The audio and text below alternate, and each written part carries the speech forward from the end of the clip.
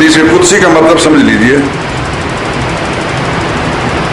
ایسی بات جو قرآن کریم کے اندر موجود ہے، حدیث کے اندر موجود ہے، قرآن میں نہیں، لیکن حضور فرماتے ہیں کہ اللہ نے یوں فرمایا۔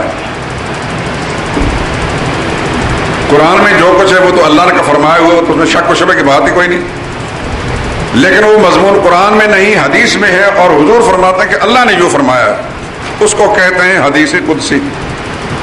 کیا کہتے ہیں؟ ہاں، میرا فرض بنتا ہے کہ آپ کو حقیقت سمجھاؤں، کہیں بھی آپ پڑھیں گے کہیں سنیں گے تو کم از کم ذہن میں آ جائے کہ حدیث قدسی کا مطلب کیا ہوتا ہے۔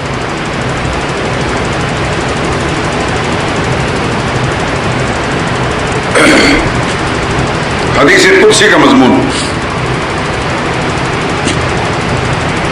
حضرت انس رضی اللہ تعالیٰ عنہ روایت کرتے ہیں، سرور کائنات صلی اللہ علیہ وسلم نے فرمایا کہ اللہ تعالیٰ یوں فرماتے ہیں، یا ابن آدم، حدیث الفاظ سنا رہا ہوں، یا ابن آدم، اے آدم کے بیٹے، اے آدم کے بیٹے، یعنی اے انسان، پنجابی میں کیا کہتے ہیں؟ اے بندے دیا پترا، کیا کہتے ہیں پنجابی میں؟ بندے دیا پترا۔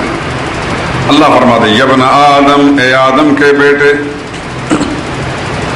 انک ما دعوتنی ورجوتنی، جب تک تو مجھ سے مانگتا رہے گا اور مجھ سے امیدیں وابستہ رکھے گا، غفرت لک علی ما کان فیک، جتنے بھی تیرے گناہ ہیں میں سب کو معاف کرتا چلا جاؤں گا، ولا ابالی، مجھے کسی کی کوئی پرواہ نہیں۔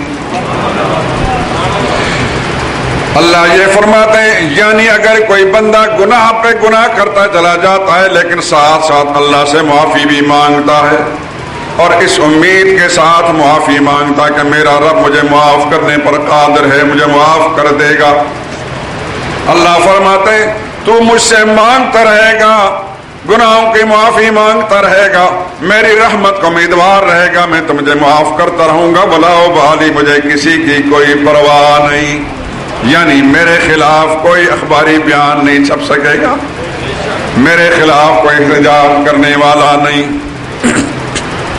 پھر فرمایا، یا ابن آدم، اے آدم کے بیٹے، لو بلغت ذنوبک عنان السماء، اگر تو نے اتنے گناہ کیے ہو، کرتے کرتے ساری زمین بھر جائے تیرے گناہوں سے، بڑھتے بڑھتے آسمان کی بلندی تک پہنچ جائیں، روئے زمین گناہوں سے بھرنے کے بعد آسمان کی بلندی تک چلے جائیں، ثم استغفرتنی، پھر بھی تو مایوس اور نا امید نہ ہو، مجھ سے معافی مانگتا رہے گا، غفرت لک، میں تمہیں معاف کر دوں گا، ولا ابالی، مجھے کسی کی کوئی پرواہ نہیں۔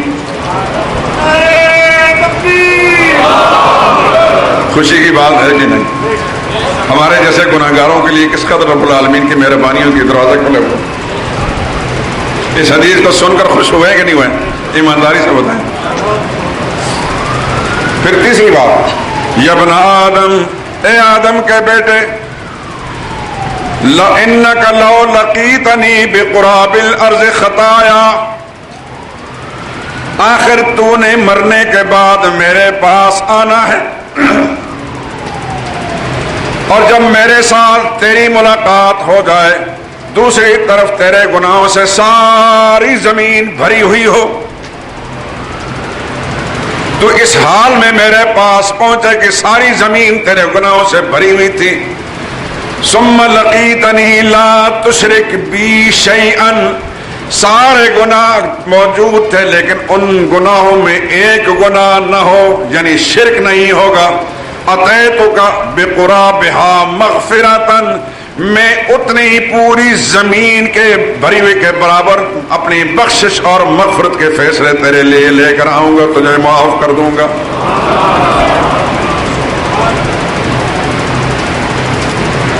توحید کی قیمت ہے کہ نہیں؟ شرک سب سے بڑا گناہ ہے، توحید سب سے بڑی نیکی ہے۔ آج کی گفتگو کا خلاصہ کیا نکلا؟ انسان کے پاس سب سے بڑی نیکی کیا ہے؟ عقیدہ ہے توحید، اور سب سے بڑا گناہ کون سا ہے؟ شرک۔ شرک